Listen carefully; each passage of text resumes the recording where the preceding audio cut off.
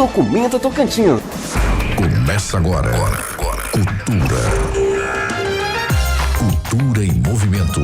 Eu, Rui Bucay, e é um grande prazer contar com a sua audiência. Hoje, quinta-feira, 10 de outubro de 2024, está começando mais uma edição do Cultura em Movimento Conexão Unitins pela sua 96,1. A Unitins FM. Os nossos convidados dispensam apresentações. Vou fazer apenas algumas pontuações que considero necessárias. Daci Martins Coelho, tocantinense da antiga e tradicional Boa Vista. Hoje, Tocantinópolis.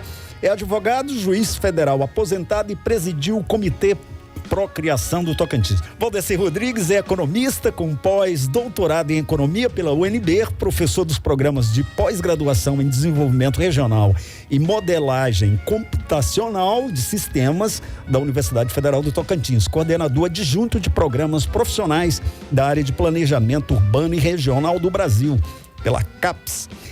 Eu já pergunto assim para vocês de cara, 36 anos depois, né, que você já tem uma maturidade, que balanço que se pode fazer, para onde que o Tocantins está indo? Ele efetivamente justificou a sua criação e pode ser um exemplo para o Brasil? E por que é exemplo, doutor Valdeci?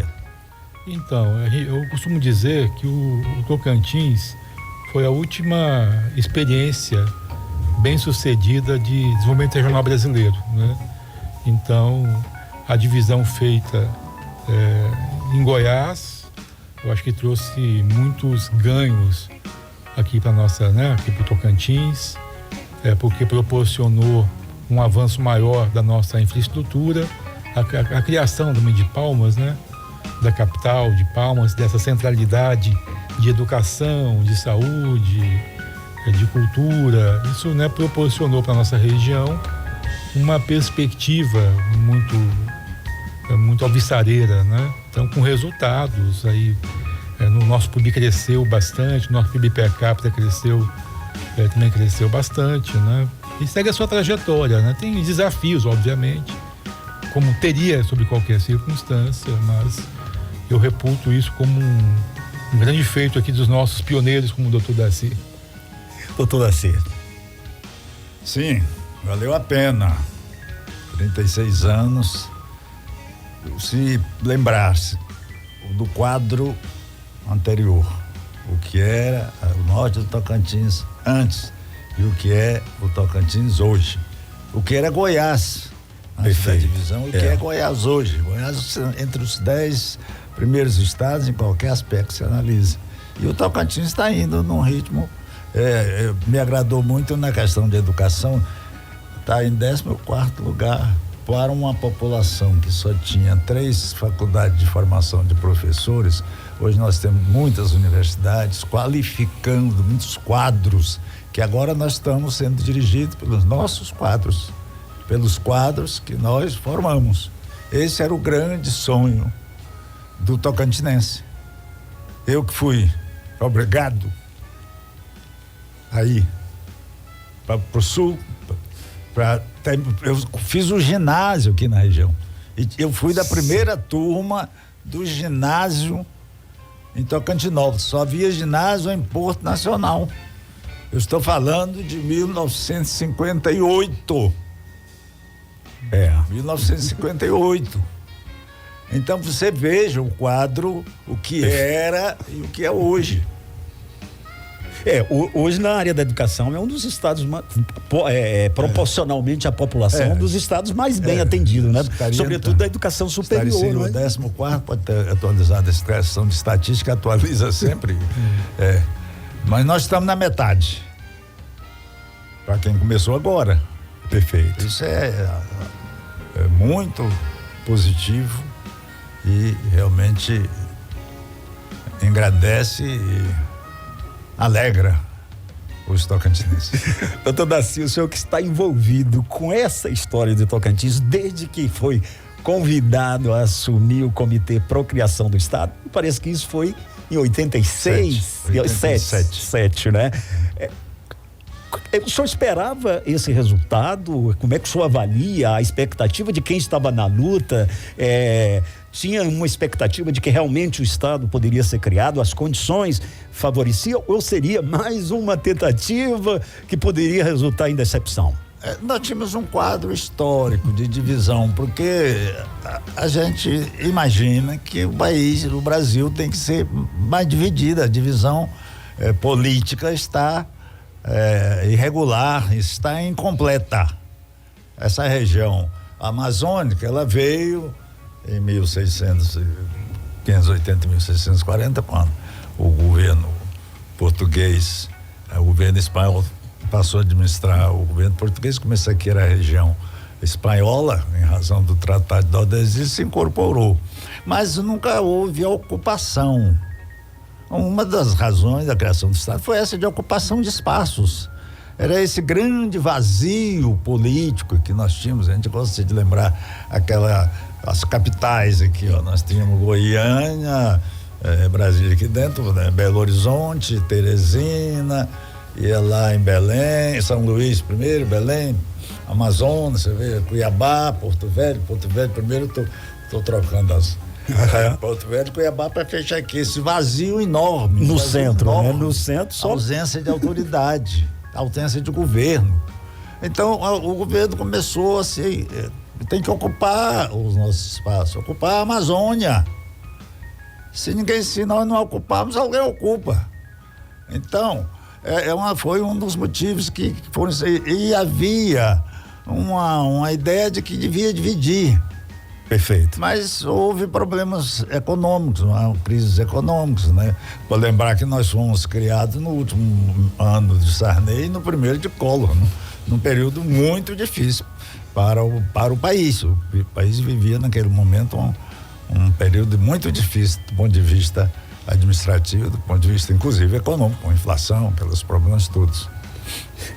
Doutor Valdeci, o senhor acha que explica o fato dessa região ter conseguido esse desempenho econômico melhor do que o Brasil, do que a média nacional?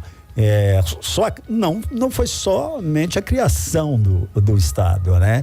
Quer dizer, é também o que isso oferece, né? De oportunidade. Do ponto de vista econômico, né? Que é a sua área de estudo, o que você poderia alinhavar como fatores que determinaram esse crescimento tão rápido? Porque, na verdade, também, entenda, né? Quem faz o crescimento e o desenvolvimento de um lugar são as pessoas, né? As pessoas e também como elas são preparadas, né? Como elas são treinadas, capacitadas para não só para as atividades laborais, mas também para a própria vida, né? Em si. E também pressupõe o que a gente fala de conforto urbano, né? Então, as pessoas, os empresários, quem tem recurso, procura viver bem, né? Procura lugares que dê uma condição de transporte, né? De transporte rápido, perfeito, necessário, né? Então, quando você melhora as condições de infraestrutura, né? Eu nasci em Goiânia, mas eu sou do tempo do motor, lá em Colina, Tocantins, né? Minha avó é de lá, eu lembro do motor chegando lá, energia de motor, energia a diesel, as pessoas vendo TV juntas na rua, né? Eu lembro muito bem disso na minha infância, né? Na Transbrasiliana. Então você tinha aí pouquíssimas condições de infraestrutura que elas vêm melhorando, né? De forma gradativa e com o tempo, né? A visão dos nossos governantes, a gente sempre critica, mas é a visão da criação da Ferrovia Norte-Sul, né? Que está certo que hoje ela ainda não está muito bem administrada, né? O custo do frete está muito alto. Perfeito. O modelo de concessão não é adequado, não tem sentido o frete do trem ser maior do que do caminhão. Isso aí enfim, tem que superar isso no modelo de contrato e tem que ser revisto. Né? Mas de toda sorte, essa melhoria da infraestrutura, né? E com a redução de custo de transporte e também a melhoria das cidades, né? A maioria das cidades foi fundamental para que esse crescimento acontecesse. Obviamente que você tem um crescimento que vem a partir dos anos 70 pela Revolução Verde, onde proporcionou a ocupação dos cerrados com variedade de produção agrícola, né? Soja, milho e outras canas de açúcar e tudo mais, e que isso veio de Goiás para cá com um teste de variedades aqui em Porto Nacional, isso há 10, 15 anos atrás no máximo, que houve investimento maciço em pesquisa agropecuária, né? Então tudo isso vem contribuindo para o nosso crescimento, mas que a gente tem um desafio de tornar esse crescimento em desenvolvimento, que é um tema que a gente pode tratar. Pois você coloca isso com bastante propriedade, né? Que só crescimento, né? Não significa muito, ou seja, é possível sonhar com mais, né? Porque só o crescimento não faz o desenvolvimento. O ideal é que se busque o desenvolvimento, que é equilibrar, né, a riqueza com uma distribuição, né? Qual a receita? Há uma receita econômica? O que o Estado precisa fazer para alcançar? Porque era uma região isolada, precisava de crescimento, mas sobretudo desenvolvimento, né? Fazer justiça com as pessoas que passaram tanto tempo aqui sofrendo isoladas e abandonadas. Sim, me veio em mente uma imagem aqui. Você sabia que nos anos 90 a China tinha 80% do PIB brasileiro? Nos anos 90. Hoje o PIB chinês é 14 vezes que o PIB brasileiro e já está alcançando o PIB norte-americano, com muita tecnologia, muita produção de automóvel elétrico, de celulares eletrônicos, drones e tudo mais, né? Então, é um exemplo que a gente tem que seguir, do conhecimento, de investir nas pessoas. Se alguém me perguntasse assim, me dá só uma ação, eu ia falar assim, olha, investe na criança, melhora a educação básica, valoriza o professor lá da creche, lá da educação básica. Aí está a origem de um desenvolvimento, né? Porque são as pessoas. Não só crescimento. Óbvio que tem outras coisas também, quem pode tratar disso, né? Mas tem outros aspectos que são importantes naquilo que você sabe fazer, aquilo que você sabe oferecer e produzir. Isso depende da capacidade das pessoas de empreender, de fazer, de realizar. Isso tem a ver muito com conhecimento aplicado. O que nos faz inferiores a chineses e americanos? Nada, nós somos absolutamente iguais. Então tem que investir do jeito certo, da forma certa, nas pessoas. Essa é a minha recomendação. Doutor Darcy, quando que o senhor desconfiou que o Estado iria ser criado? Ou seja, não é desconfiou, mas passou a ter uma certeza de que o Estado seria criado. Eu gostaria que o senhor respondesse, doutor Darcy, depois do intervalo, porque nós já estamos chegando aqui no intervalo, ou podemos fazer agora? Doutor Darcy, pois não. Então, como é que o senhor sentiu assim, agora sim, agora dessa vez vai? Essa luta é muito antiga, mais de 200 anos. Agora, houve marchas, contramarchas, e chegou um momento que se começou a praticar atos conduzentes a levar à criação, no meio legislativo, naturalmente, projetos de lei que foram votados, depois vetados, e surgiu um momento próprio, apropriado para a criação do Estado, que era exatamente a Constituinte. Estava se convocando uma Constituinte, e a grande oportunidade era que a Constituinte deliberasse também sobre a redivisão do país, uma redivisão do país. Perfeito. E houve muitas ideias, muitas propostas. A única que vingou, chegou até o fim, foi a do Tocantins, que estava mais preparado, a população já estava preparada e, sobretudo, o Estado de Goiás concordou. Que não é sempre que acontece, né? Não aconteceu em nenhum outro município. Para ter uma ideia, sobraram 6 estados, 6 projetos, né? Aqui no Tocantins estava muito bem. O relator, o senador Richa, impôs uma condição impossível. Só entra em votação se os deputados na sua unanimidade, os deputados do Estado, na sua unanimidade, concordarem. Foi impossível, né? Pareceu impossível. Criado, né? Eu estou falando a palavra pesada para fazer o choque. Realmente, e foi possível. Todos concordaram, além do governador do Estado, né? O presidente da Assembleia. O governador, já me referi, sempre eu gosto de referir aquele momento quando a subcomissão dos estados foi a Goiás debater a criação do Estado.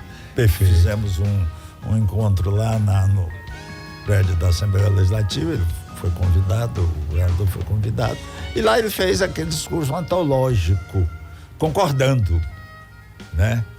E já antevendo, sofro em ver o meu Estado dividido, mas o povo quer, e o povo é soberano. Então, aqui naquele dia, a gente começou a sentir que tinha possibilidade real. Tá bem maduro. E daí para frente as coisas foram acontecendo, altos e baixos, e terminou. Isso nós estamos em maio de 87. Perfeito. Estamos falando do governador Henrique Santilo. Né? Que a Constituinte instalou dia 1º de fevereiro de 87. No dia 27 de fevereiro, um grupo de nortenses, eu gosto de lembrar que nós éramos chamados nortenses. Não era nortista, era nortense. Esse era só o nosso, que é da região norte e que é nortista. Hoje nós somos nortistas e não somos nortenses, né? Então, nós... Sim, o apoio, né? Da reunião, né? Da Assembleia. Então, nos tínhamos reunidos para fundar esse comitê com a finalidade de fazer uma emenda popular. Perfeito. Porque a Constituinte 88, ela abriu uma oportunidade para a participação popular. Perfeito. Qualquer cidadão brasileiro podia mandar propostas. Perfeito. Chegaram quantidade de nomes. Nós já estávamos nessa fase de eletrônica, né? Que fez essa separação. Propostas, ainda não projetos. E 30 mil cidadãos podiam formar um projeto, aí já anteprojeto, de uma emenda popular que correria como as outras emendas. Perfeito. E ela criou o plebiscito e a emenda popular foi incorporada no texto da Constituição. Perfeito. Ela vigora hoje, como vigora o plebiscito e como vigora o referendo, que são formas de democracia direta. Porque uma democracia do tamanho do Brasil é democracia indireta, é exercida através dos representantes. Mas nós temos mecanismos de democracia direta no nosso texto constitucional que brotou da Constituinte de 88. Bacana, nós vamos a um intervalo e voltamos daqui a pouco. Estamos de volta em Palmação, 18h37. Estamos tendo o maior prazer de conversar com dois estudiosos que conhecem profundamente a realidade do Tocantins. O jurista Daci Martins Coelho e o economista Valdeci Rodrigues. Eu pergunto para vocês, o que vocês consideram como os maiores desafios para o Tocantins depois de um bom desempenho até aqui, né? Mas óbvio que os problemas mais graves eles não se conseguem resolver, vão ficando. O que os senhores imaginam que é um exercício da população em resolver para o Estado continuar avançando e sendo uma referência para o Brasil? Não, na verdade, assim, são vários desafios, né? Mas eu penso que o maior é a gente, de fato, ampliar as oportunidades para a nossa juventude, né? Nossa juventude. Nós temos aí, no nosso estado, em média, 35% das famílias que vivem do Bolsa Família e uns 55% que estão no cadastro único, né, de programas sociais. Também tem uma juventude que precisa de atenção, né? Então a gente tem esse desafio de formar bem, né, a nossa juventude, de um lado, eu acho que é fundamental, isso é fundamental. E por outro lado, a gente tem o desafio de aproveitar as oportunidades que nós vamos ter com a redução do custo logístico, né?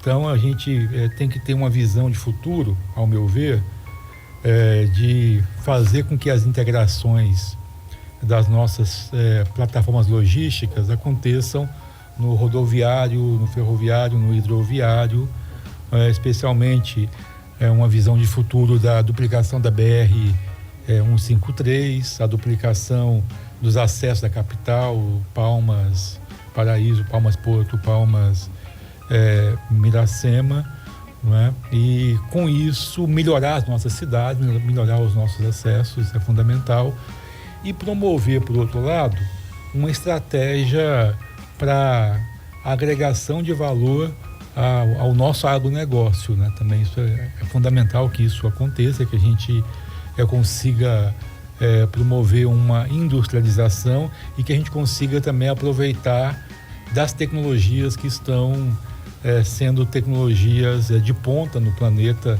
nessa direção, como as tecnologias ligadas ao agronegócio, as tecnologias ligadas à chamada bioeconomia, transformação industrial, enzima, e também tem um negócio que é muito importante, que é a gente aproveitar o maior recurso econômico do planeta nos próximos anos, vai ser a água, né?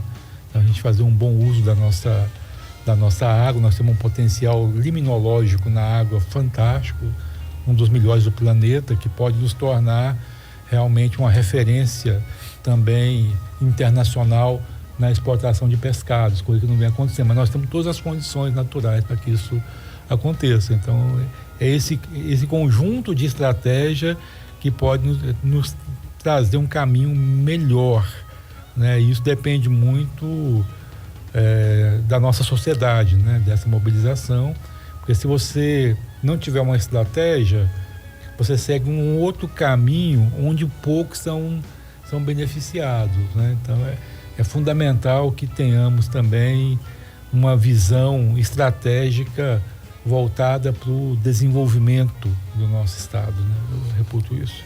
Doutor Darcy, um estado que levou tanto tempo a ser criado, ou seja, o povo tinha um anseio enorme.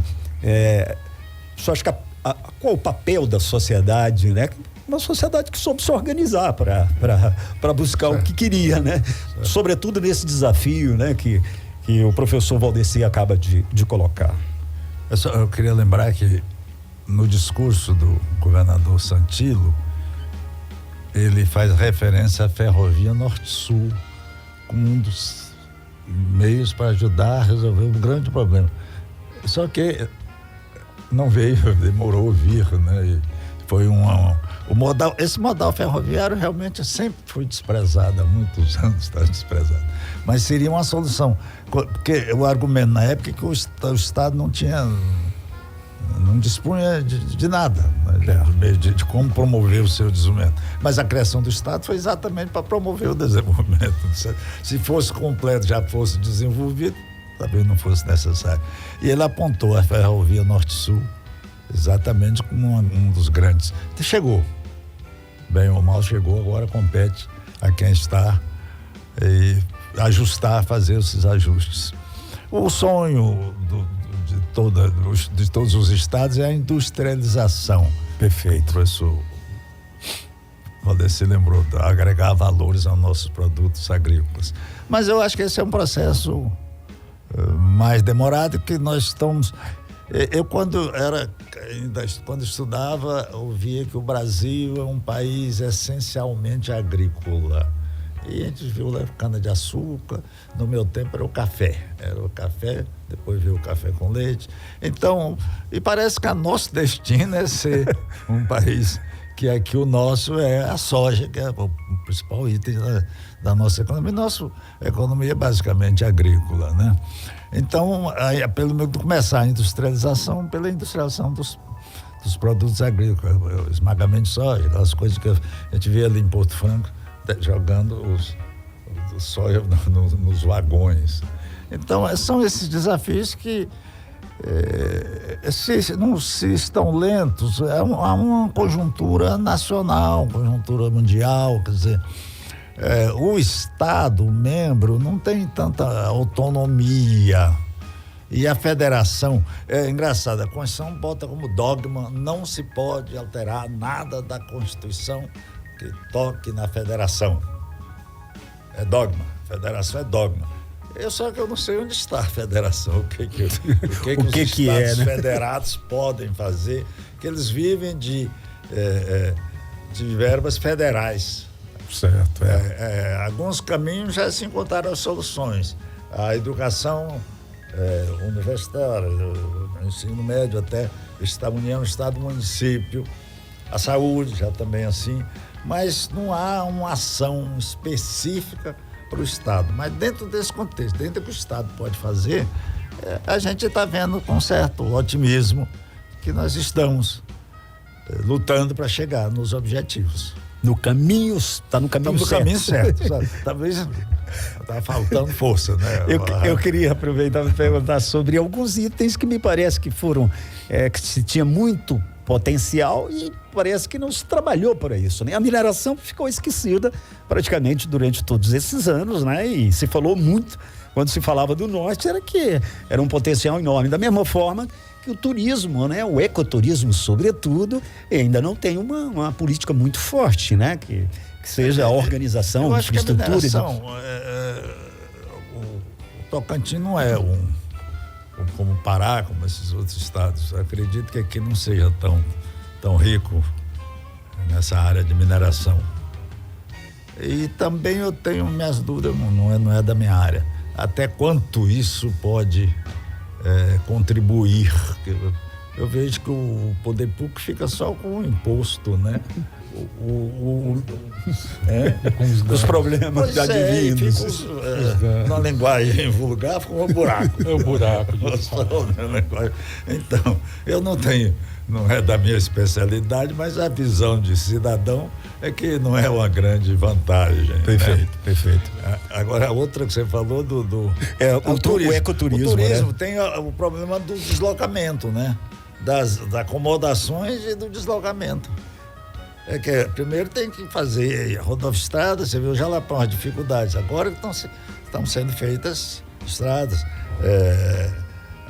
a rede hoteleira. Então, como é uma atividade privada, o turismo é uma atividade privada. O governo só entra como um estimulador. O que está faltando o governo fazer a parte dele, que é fazer as rodovias, a iniciativa privada fazer a rede hoteleira. Perfeito. Palmas, de um certo modo, está satisfazendo, mas na região aqui ainda é deficiente. Isso aí é um trabalho da iniciativa privada. Então, é o fortalecimento da economia, girando a economia, que vai gerar essas outras coisas que elas movem e são efeitos também, né? Perfeito. Circula. Ocimar, por favor. Participação de uma ouvinte aqui, colega nossa. Perfeito. A Andréa Luiza Dias. Sou natural de Colmeia, nascida em 1982, mas devido à falta de estrutura do então norte goiano, minha família mudou-se para o Pará. Quando o Tocantins foi criado, alguns parentes vieram conhecer a nova capital. Voltaram horrorizados com a poeira. Brinco que foi minha chance de ser herdeira, pois quem aqui ficou, depois de muitas lutas, conseguiram progredir em Palmas. Já com minha família, ficou com medo de aventurar e ficou de mão abanando. Não acreditaram em Palmas. Pois é. Os que ficaram se deram bem. Obrigado aí pela participação da nossa amiga. Doutor Valdeci, esses dois aspectos, mas há um aspecto que o senhor inclusive levanta, né, seus questionamentos, o decréscimo da indústria, né? Quer dizer, o Estado, a indústria ainda está na sua fase embrionária e já conseguiu ter um decréscimo, ou seja, preocupante, porque ela já representou um percentual muito importante do PIB e hoje não representa mais. O que está acontecendo? Não, na verdade, você tem no planeta, né, em todos os países do mundo, um processo de desindustrialização, pelo crescimento do setor de serviços, né? Certo. Mas por outro lado também você tem um outro motor da quinta revolução industrial, que foi a computação, a internet e agora a inteligência artificial. Perfeito. Que vem revolucionando os serviços, a economia como um todo, e vem sendo uma fonte de ampliação da produtividade, não é? Mas eu vejo que do ponto de vista dessa industrialização mais, vamos dizer assim, mais tradicional, a que tende a aumentar por conta da redução do custo logístico, integração de modais, e se houver, já está havendo um natural interesse, certo, já nessa direção, sem contar também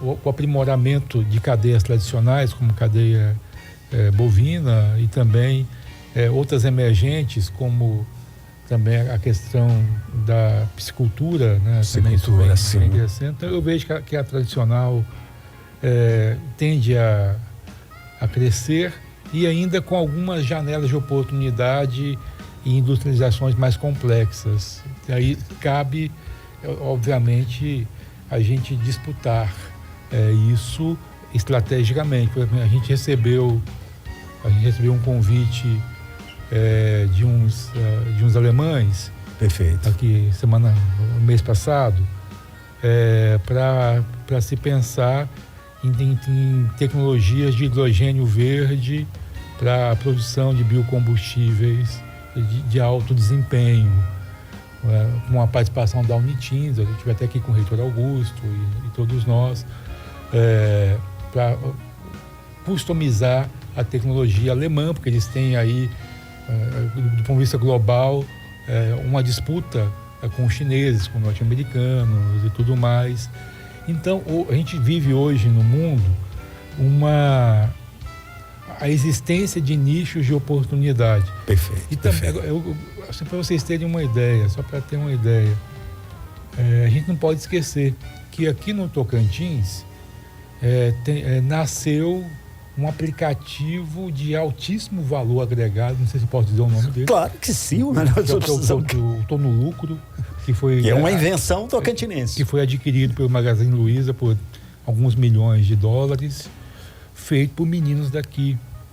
E o que eu estou dizendo é o seguinte: a gente não precisa ficar preso tão somente a uma lógica do tradicional. Perfeito. A gente tem que investir na cabeça das pessoas, formar bem as pessoas e dar para elas mecanismos que elas possam exercer a sua capacidade e a sua potencialidade.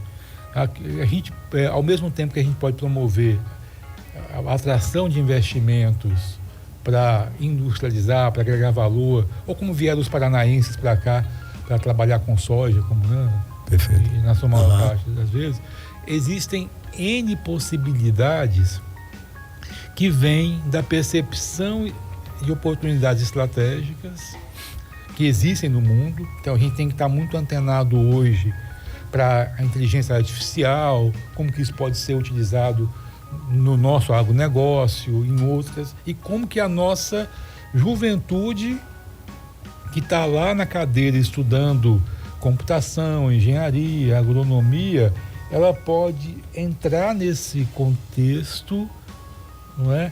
E gerar empresas altamente competitivas, né? E não ficar naquele ciclo anterior, que esse realmente não se sustenta, que é o ciclo, eu só quero fazer concurso para ser alimentado num salário que daqui a pouco ele não se sustenta por conta da questão previdenciária. E ainda tem um outro fator que é brasileiro e aqui tem também, que é do não crescimento populacional por conta do envelhecimento da população, né? Então isso a gente chama isso em economia de uma bomba de curto prazo. É insustentável para a economia você ter um setor público sem um setor privado. Isso não se sustenta ao longo do tempo, por isso a importância de uma visão estratégica dos governos, mas uma visão estratégica que tem que parar com essa ideia que política gera valor. Não gera valor. Não gera valor. A atividade política em si, é como se isso fosse a coisa mais importante, né? Não é. O mais importante mesmo é você ter condições para transformar a economia. Você sabe como é que transforma a economia? Só tem um jeito: transformando as pessoas. É o único caminho. Né? Mas sigamos. Eu pergunto também sobre esse desafio, né, do Tocantins ser visto como o estado que tem o maior percentual de servidores públicos, ou seja, a oferta de emprego ainda é maior do poder público. É compreensível, doutor Daci, e nós estamos no caminho de superar. Como é que o senhor vê esse questionamento que é colocado às vezes como uma deformação? É um vício brasileiro que vai chegar um momento que não tem como. Não. O professor Valdeci lembrou, a atividade privada que sustenta, vai chegar um momento que ela não dá conta, ela está menor do que ela tem que sustentar. Tem que se pensar, repensar e diminuir. Agora, com todos esses recursos tecnológicos, perfeito, não justifica. Isso aí realmente não justifica, não tem como explicar. O Estado, o famoso Estado mínimo que se fala, o Estado mínimo. O Estado vai exercitar aquelas atividades específicas do Estado e como indutor, de certo modo ele é um indutor, impulsionador da atividade, mas não tem caminho, não tem solução. Diga aí, meu amigo Rosimar.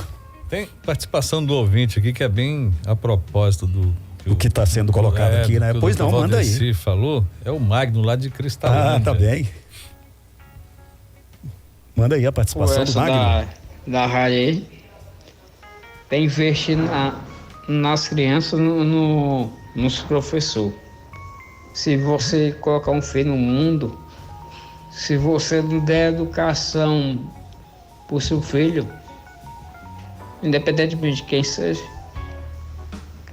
ele vai virar o que na vida? Se não tiver um professor, não tiver uma educação digna. Bacana, a participação do Magno lá de Cristalândia. Obrigado, Magno, aí pela audiência. O tempo aqui avançou rapidamente, mas nós ainda temos um tempinho pra gente fazer nossas encerramento. Eu deixo uma pergunta, do ponto de vista da nossa sentimento de pertencimento, né? Quer dizer, o nortense, como o senhor lembrou, doutor Daci, assim, ele virou o Tocantins por identificação com o seu território.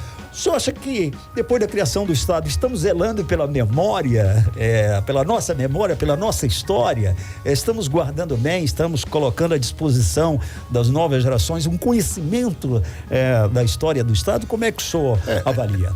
Eu acho que a gente tem que certo equilíbrio, né? Tudo na vida é a questão da quantidade, a dosagem. A história não pode ser esquecida, mas também você não pode viver da história nem para a história. Você tem que construir a história, né? É o que o tocantinense está fazendo, ele está construindo, correndo para construir a história. E nós estamos vendo que muitas coisas se perderam, mas é assim também, foi com a história do Brasil. Hoje está se revolvendo muitos fatos, estão se revolvendo muitos fatos da história para atualizar, ajustar, tirar aquele verniz de história oficial. Perfeito, perfeito. A história dos vencedores, né? Então, a gente... Eu teria que defender a questão da história, mas eu não quero ser uma figura histórica, não quero ser. Eu quero uma pessoa que esteja construindo enquanto estiver nesse território, terreno. Esse papel aí de herói não é bem. Não é bem. E eu acho que o tocantinense também não está preocupado, não. Ele está preocupado em crescer, em sobreviver, em estudar, lembrar que é o vício de professor e que a gente acha que a educação é tudo. Eu acho que tudo começa na educação. Os grandes países, o exemplo sempre da Coreia do Sul, Japão, Singapura, todos esses países são citados que quando quiseram resolver o problema, eles pararam para investir em educação 20 anos para crescer. Se não pensar assim, eu vejo o caminho aí na educação, respondendo. Bacana. Professor Valdeci, o senhor acha que a universidade é o ambiente ideal para essa avaliação crítica e permitir que a visão do passado sirva de referência para o futuro? Não, assim, é um movimento realmente muito complexo, que envolve uma série de variáveis, de questões, como é a vida da gente, né? A gente tem vários aspectos da vida da gente, mas no final das contas a gente quer ser feliz também, né? A gente se esforça, se empenha para ter bem-estar, para dar bem-estar para os filhos, para a família, para ter uma vida confortável e também para ser respeitado, né? Todo mundo, né? Ser respeitado, né? Então a gente e também assim também são os lugares, são as regiões, né? Quer dizer, você tem que cuidar dos aspectos presentes, futuros, mas você tem que gostar do lugar que você está, né? Você tem que valorizar onde você está e você tem que ser lembrado também dos feitos dos seus antepassados, né? E também da riqueza que está ao seu lado. Por isso que eu acho que no nosso estado falta muito investimento em memória. Perfeito. Em memória, investimento em memória. Esse investimento em memória, ele tem que ser feito pela museologia, né? Pela arqueologia, para lembrar quais são as nossas riquezas naturais, a nossa variedade da fauna, da flora, de peixes, né? Qual foi o papel dos nossos líderes históricos, né? O papel do Lisias, do Teotônio, o papel do Siqueira, do Dr. Darcy, de todo mundo, sendo lembrado. Como uma referência importante, né? Para criar a identidade. Para criar a identidade e para criar o pertencimento e para criar a valorização de onde você está, né? Porque imagina uma pessoa que está num lugar que ela não valoriza aquele lugar, que ela não conhece aquele lugar, que ela não ama aquele lugar. Você quer desenvolver o lugar? Ame o lugar. E lembre-se dos feitos dos antepassados. Eu acho que isso é muito importante também para o nosso desenvolvimento. Bacana, nós estamos chegando ao final. Queria deixar aqui um minutinho para as considerações finais, doutor Darcy, por favor. Queria agradecer enormemente o senhor disponibilizar vir aqui, falar um pouco da sua vida, que é própria vida do Estado, né? Tem muita coisa entrelaçada e o senhor sempre se colocar à disposição para contribuir, né? Para esse conhecimento sobre o nosso passado tão recente, mas que às vezes a juventude nem lembra que existiu. O momento, nós estamos comemorando os 36 anos de criação do Estado e pudemos fazer um balanço positivo. Eu agradeço a oportunidade de estar aqui falando sobre o Tocantins e tendo a satisfação de ver que os tocantinenses estão carregando essa bandeira, desempenhando com muita competência, com muita dedicação, servindo de exemplo o professor Valdeci Rodrigues. Obrigado, doutor Darcy. Valdeci. Tem um cantor que eu gostei muito na minha juventude, e essa frase eu não esqueço, que é do Raul Seixas, né? Ele fala assim, né? Um sonho que se sonha só, é só um sonho que se sonha só, mas um sonho que se sonha junto é realidade. Então eu acho que é isso mesmo, o Tocantins está de parabéns, nós estamos de parabéns, né? E nós temos que realmente valorizar o nosso estado. E estar aqui com o Dr. Darcy, essa enciclopédia viva, foi o que eu coloquei nas minhas redes sociais, é uma honra, né? Enfim, e também eu quero dar os parabéns para ele, e em nome dos parabéns a ele, estendo aos nossos, né?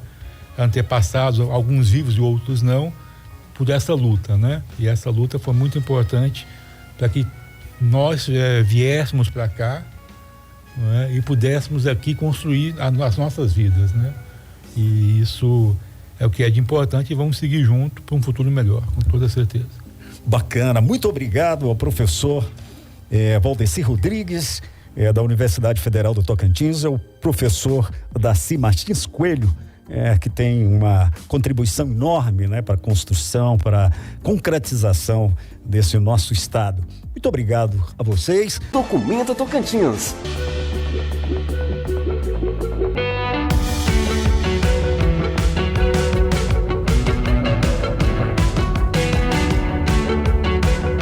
Documenta Tocantins.